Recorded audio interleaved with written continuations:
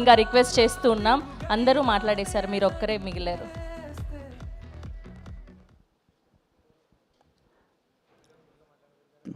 పరాన్న జీవితం గడుపుతూ పైశాచిక ఆనందం పొందుతూ నెగిటివ్ రివ్యూ రాసేవాళ్ళు, వినోదాన్ని ఎలా రాయాలో తెలియక విషయం తెలియక విషం కక్కేవాళ్ళు, వాళ్ళు సృష్టించే భావ దారిద్ర్యపు బాలారిష్టాల్ని దాటుకుని బాక్స్ ఆఫీస్ని బద్దలుగొట్టి విజయ శిఖరం వైపు అడుగులు వేస్తున్న మా పెద్ది బృందాన్ని అభినందించడానికి వచ్చిన ప్రతి ఒక్కరికి నా నమస్కారాలు.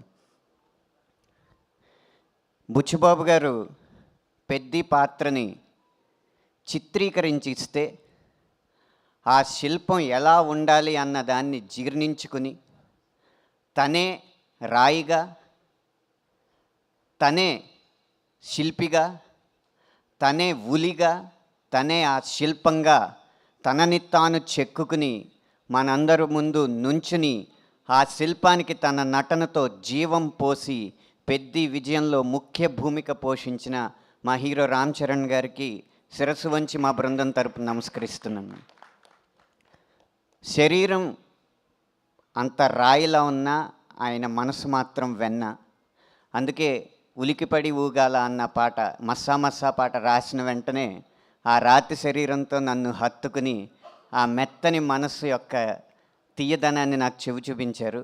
ఇలాంటి సందర్భం, ఇలాంటి అదృష్టం రేపు పాటలు రాయాలనుకున్న ప్రతి ఒక్కరికి కలగాలని మనస్ఫూర్తిగా కోరుకుంటున్నాను.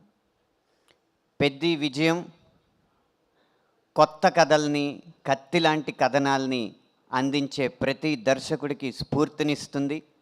అలాగే ఎప్పుడు డ్యూయెట్లు, ఎప్పుడు అయ్యే పాటలు రాసే మాలాంటి వాళ్ళకి కొత్త సన్నివేశాలను అందించి వాటిని కూడా 100 మిలియన్ల పాటలుగా తీర్చిదిద్దచ్చు అన్న ప్రేరణ ఇస్తుంది. కాబట్టి ఇలాంటి సినిమాలు మరింత విజయవంతమై మాలాంటి సాంకేతిక నిపుణులకి, నటులకి ఇంకా స్ఫూర్తినివ్వాలని మనస్ఫూర్తిగా కోరుకుంటూ విరమిస్తున్నాను.